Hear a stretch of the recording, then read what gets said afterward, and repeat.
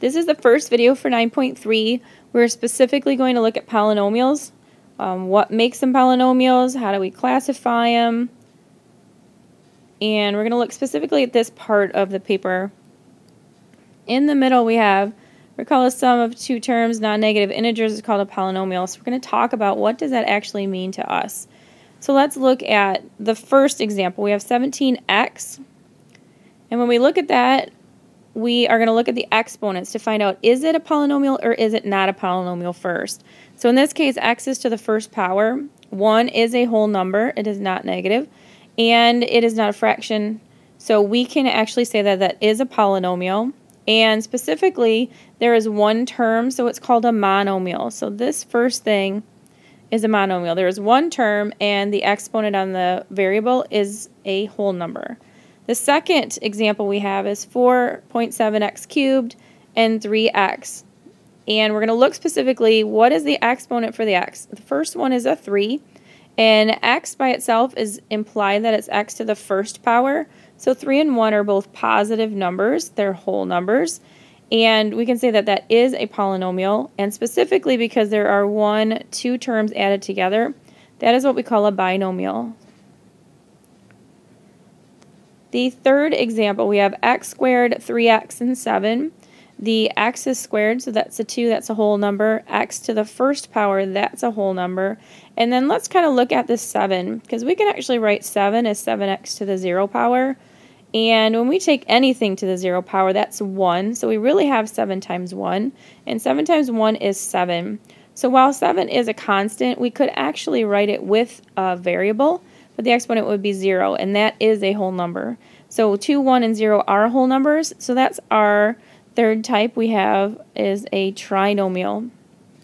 The fourth example that we have 47x to the fourth, negative 6x cubed, 0.28x, and 7. So we're going to look at each of the exponents.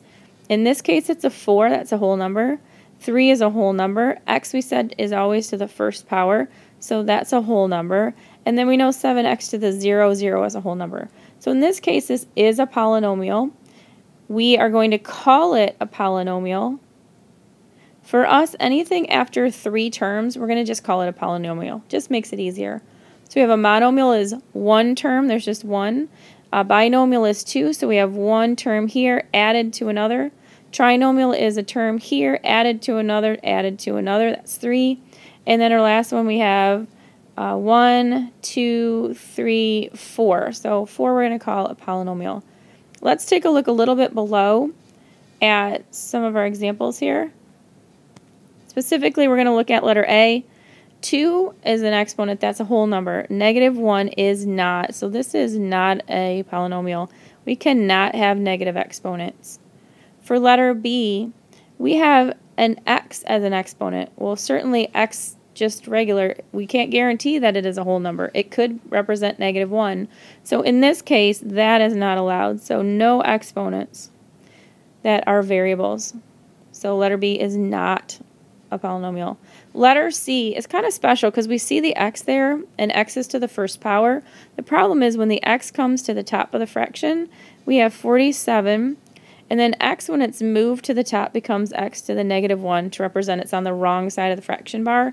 So in that case, we have a negative exponent, and that is not a polynomial. In our letter D example, we said 3x, by default, x by itself right there is x to the first. So that is a whole number. We have 1, we know constants are fine. 2x, we know that's to the first power. And at the top it says, can you combine like terms? So we're going to do that. 3x plus 2x is 5x. And then we have our plus 1. And in this case, none of the exponents are negative, none of them are fractions, none of them are letters. So in this case, it is a 2 binomial. It looked like it was a trinomial at first, but when we combined those like terms, it became a binomial. For letter E, we have x squared and x to the 10th. Both of those are whole numbers. That's fine. But x squared is 2x's multiplied together, and x to the 10 is 10x's multiplied together. They are not like. So those have to stay separate. We have 2 terms, so that makes this a binomial.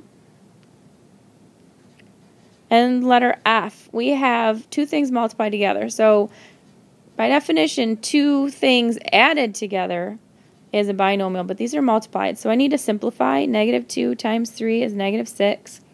And then x cubed and x to the second, we have x times x times x, that's 3. And then xx, that's 5 of them. So we have x to the fifth. X to the fifth, 5 is a whole number, so we're good to go. There is only one term here, so that is a monomial. And I know we've been talking about whole numbers, but just a little note. If you see something like x to the 2/3, guess what? 2/3 isn't a whole number, so that is not allowed. This is not a polynomial. Go ahead, pause the video, and work on A, B, C, D at the bottom. All right, letter A. Let's take a look. I'll shrink this down just a little bit. If I look at letter A, the exponent on the x is 5, the other exponent is 3, and over here, guess what? This was really x to the 0, right? We just don't write it. All of those are whole numbers. There's 1, 2, 3 things added together. Remember that minus is really plus a negative, so really we technically have 3 things added together. So this is a trinomial. Letter B, we have x to the 6th, that's fine, and we have x to the negative 2, no way. So this is not a polynomial, cannot have a negative exponent. For letter C, we have x to the 5th, that's cool. This exponent right here is on the 6th, so it's not really a variable to an exponent. That's a fraction, it's just a number. We could put that in the calculator, find out what it is. It'll be the same all the time. So that's really a constant. And these two things can be combined together. So really this makes one term. This makes the other. We have positive exponents. So really this is a binomial. And letter E, we have a fraction. So let's simplify it first. We have 3, x to the 4th and x to the 7. There are really 11 x's multiplied together. On the bottom, we have x to the 8th and x to the 5th, so that's really 13 x's multiplied together. Let's cancel out the 11 on the top, and 11 of the x's on the bottom leaves us 2.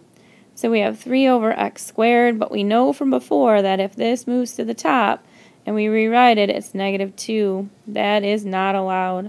So that is not a polynomial. Go ahead and look at 9.3, translating vertex form to general form, and you'll be done.